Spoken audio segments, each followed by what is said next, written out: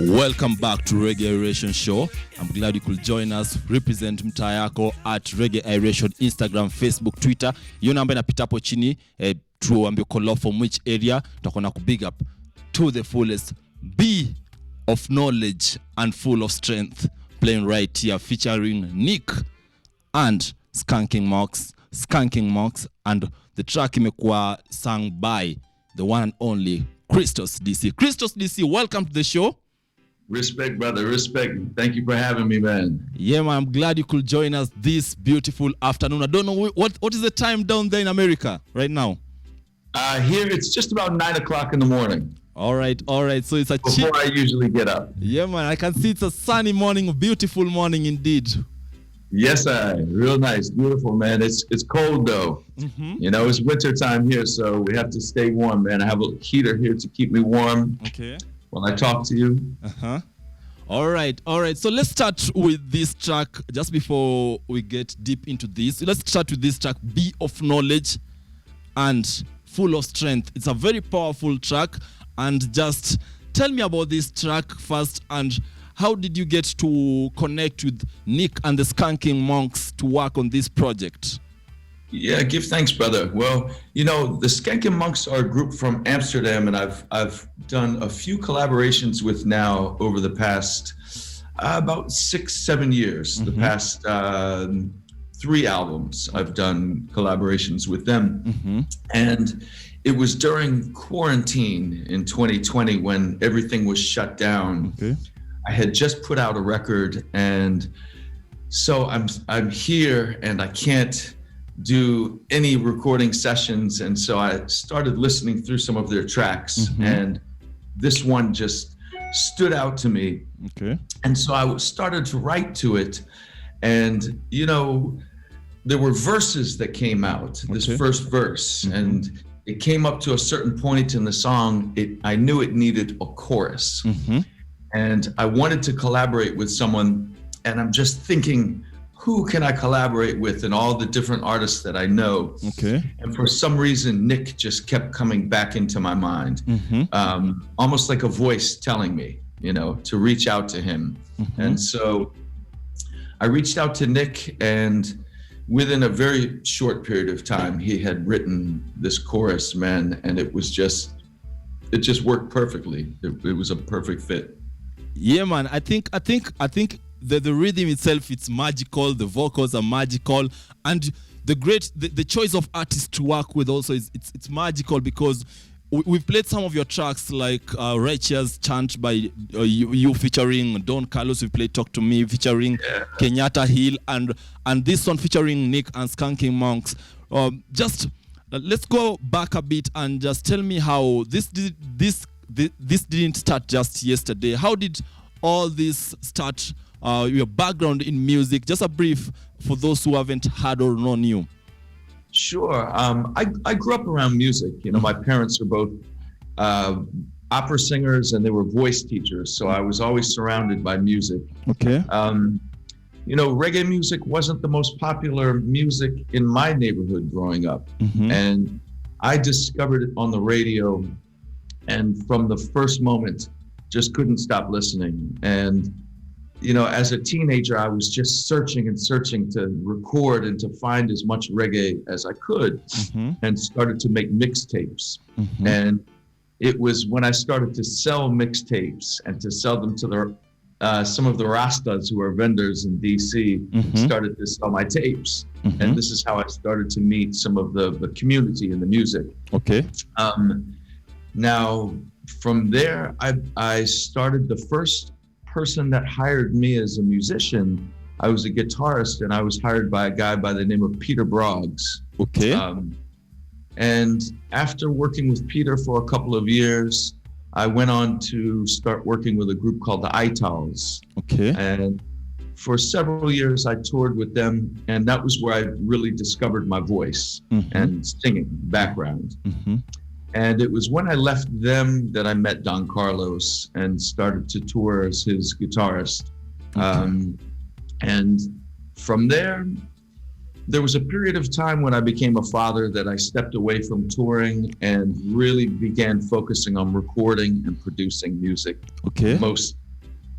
primarily. And that was when I really discovered myself as an artist, and to start writing and singing and pursuing my own music, as opposed to just playing guitar and helping people produce their music. I found that I wanted to pursue, going further in music as an artist. Okay.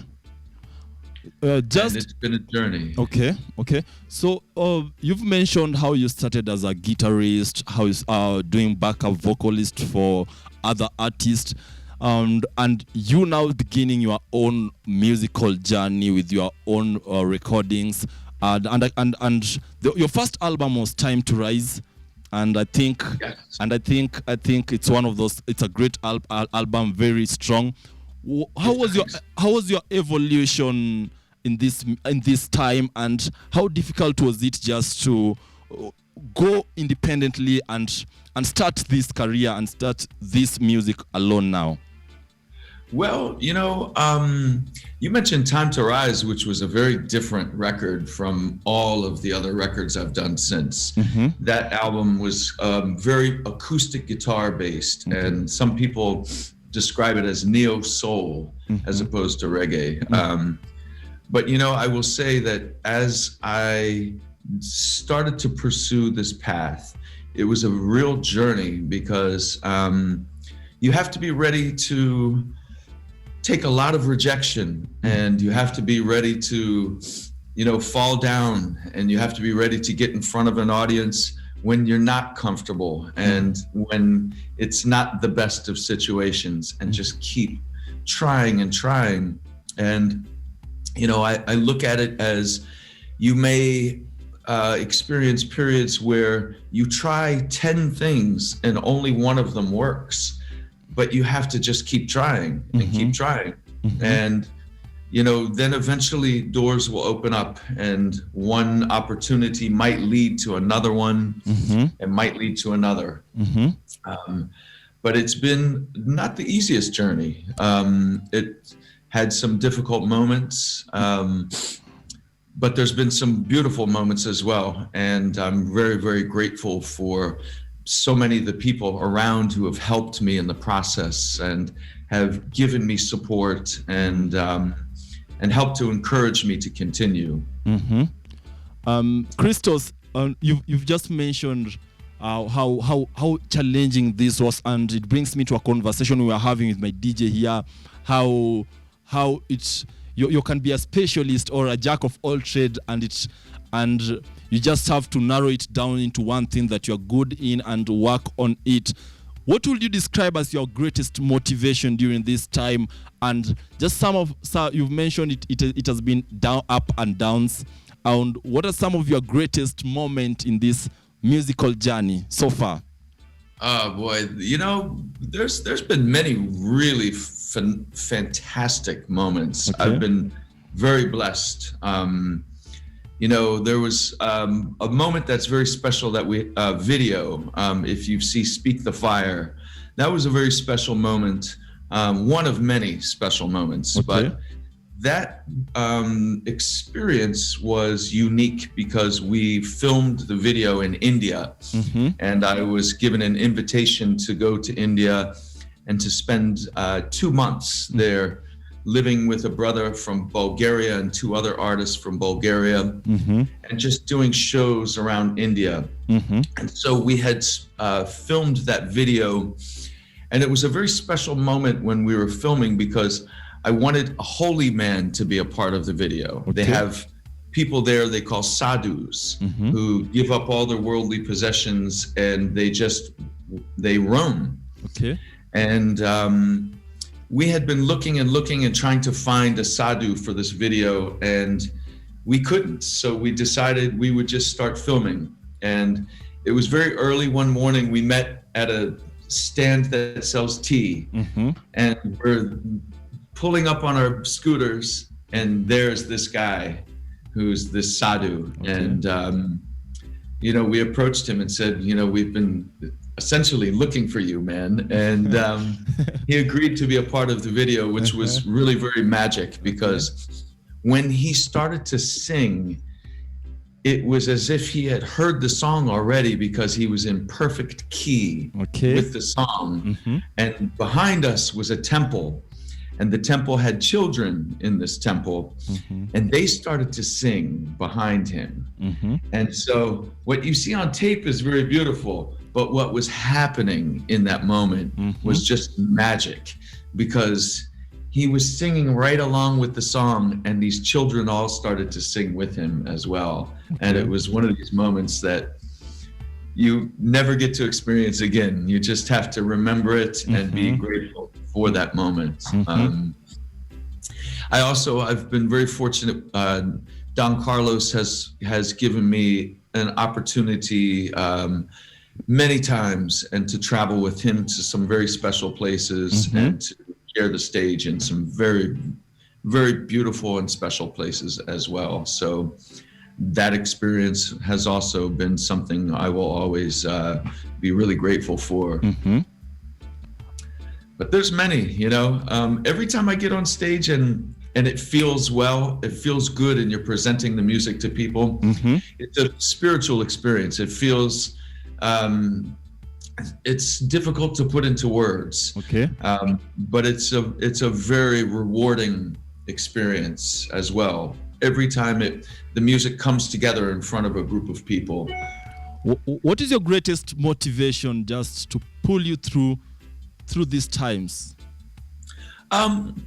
Well, motivation comes from many sources. I'm always motivated by my family around me, the support from my family, the support from people who are here encouraging me.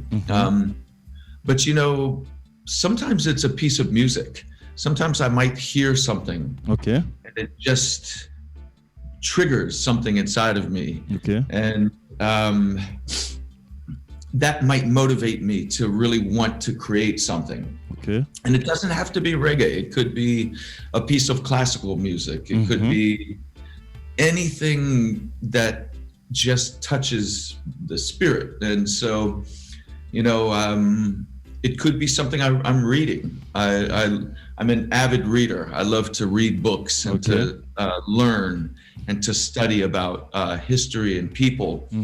So, I could say Martin Luther King has been an inspiration to me because I've been reading his books. I've read 3 or 4 of his books in the past couple years, and even those things can be very inspiring and can make you want to share a message with people, for instance. It could be a conversation with somebody here who works at a local store who just happens to be a good spirit, and I speak with them and I feel a positive energy. It can come from many places. So all right. Fast forward, Christos, you've talked about reading much about Martin Luther and some of the some other greatest authors. Moving forward into 2020, this you released your 6th album, Selfevident. Will you describe this? Will you describe some of these influences you've just mentioned as one or greatest contributors in terms of you writing some of the tracks on this album, Selfevident? Sure. I was really fortunate to be asked to participate in a mixed album from a platform called World of Reggae, which is out of Amsterdam. And I was contacted by a producer from Poland who asked me to contribute a song. He goes by the name of Keja, and he had asked me to contribute a song for this rhythm album. That wound up being the title song for the album, Selfevident. And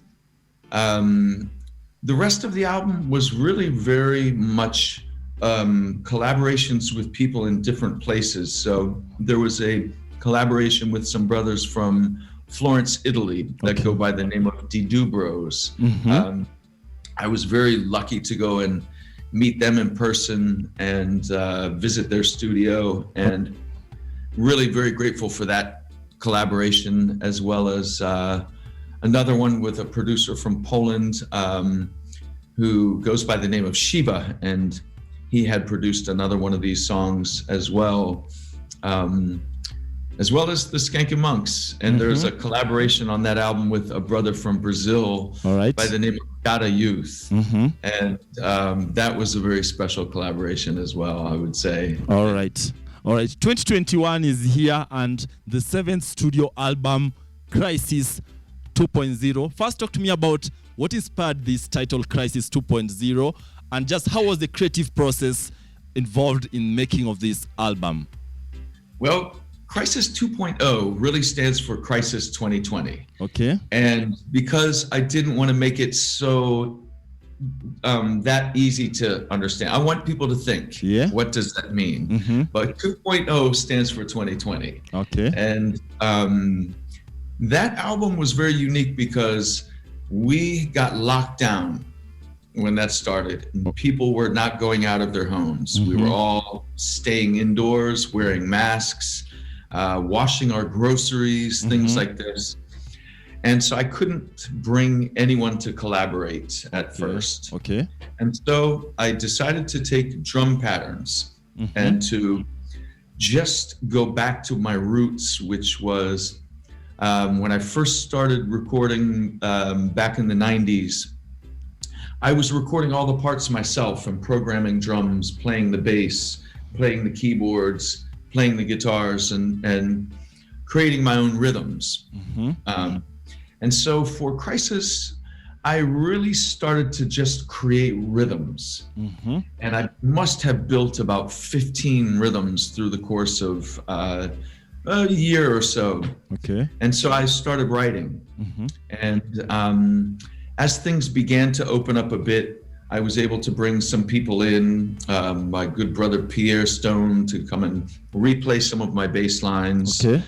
My brother Earl Michelin to come and replay some of the keyboard parts, as well as the two horn players that I've been worked with on this album, Brian Falkowski and Paul Hamilton. And they were able to come in and to record some of the horn phrases which I had written. Okay. Often I'll write the horn parts for a song or for an album by just with my phone. I'll play the music and I'll just start singing horn lines that I think might work into my phone. And so that album was very special to me because it's really a reflection of me and the rhythms that I create. Okay. Because I had just sat and written all of these bass lines, all of these keyboard parts, everything. And then it was just a real pleasure to bring guys in to replay some of it, who are much better players than I am, say on keyboard or, even bass, for instance. And so it was really very rewarding album because it's a real expression of who I am. All right. So far, how has been the feedback on this album, and just some of the people whom you've forgotten and you want to mention for making this album a complete success? Sure.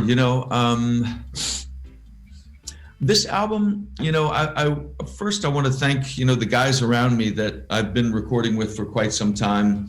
I'm very grateful to Style Scott that I was able to use some of the patterns that he had played. He was a very good friend of mine before his passing. He was killed years ago in Jamaica, and I had spoken with him maybe 3 weeks or a month before he was killed. Okay. And so to be able to record with Style and to create these rhythms with his drum patterns was very special to me. It was very unique experience in creating this. And I want to thank all the guys who I've already mentioned all of them. My brother Henry Tanash, Henry Tanye played guitar on a couple of the songs with me as well. And Baba Tanash, we call him. He's been a mentor and teacher to me on guitar as well. Okay. And so it was very nice to have him contribute to the album as well. All right. So two last questions before we wrap it up, Christos. So when should we expect you in Africa, especially Kenya, or any collabo locally? What should we expect in terms of? As soon as I get the right offer, I would love to come to Kenya, man. It would be a blast. Okay. I've only been to the African continent once before. I went to Ghana in 1997, and we did some shows there with Don Carlos. But I'm ready, man. I'm ready. I can put together a great act. I've been doing some work with Kenyatta Hill on his album. Maybe we can get a booking there for Kenyatta and I in the future. Okay. I know Culture was very, very special artist to people in Kenya, from what I've been told. And so we can bring a honest music culture revival to Kenya, if you like. All right. Looking forward to see you right here in Kenya, and also collaborations with our local artists. It will be a great stuff. It will also push just their music and your music to the Kenyan community and to the Kenyan fans. Just as this final question will be, how can we get your music and your social handles? Maybe how people can follow you, talk to you, converse to you. And the last question will be, any fun facts about Christos DC? Well, people can go to any of the social media platforms. You can see what we're putting up. You can connect with me there. You can write me as well. All of the music is available on all of the different platforms. Okay. You can go to Apple Music, CD Baby, if you would like to buy a physical copy. I think your last question was as far as things people can expect, if I remember correctly. And one fun fact. One fun fact. I will give you a fun fact. All right. I had an instrumental album that I'm working on that's going to be very special that I plan to release in 2022. I was a martial artist when I was younger for many years. And this is going to be an album I'm calling Kung Fu Action Theater. Wow. And I just want to tell you, keep your eyes out for this one. All right. Featuring instruments from China along with reggae music, and it's very, very special, man. I think this one is a unique one. People should watch out for this. Really. Thank you so much, Christos. We're looking forward to host you again, play your projects, you share with us your next project, converse with us, and also just wishing you prosperous success on your musical journey going onwards. Give thanks, my brother. I wish you the best of success as well. And thank you so much for having me, man. I'm here and ready anytime you would like to speak, man. Just say the word. All right. So let's listen into Crisis 2.0, the first track from this album. Thank you. Yes, I give thanks, my brother.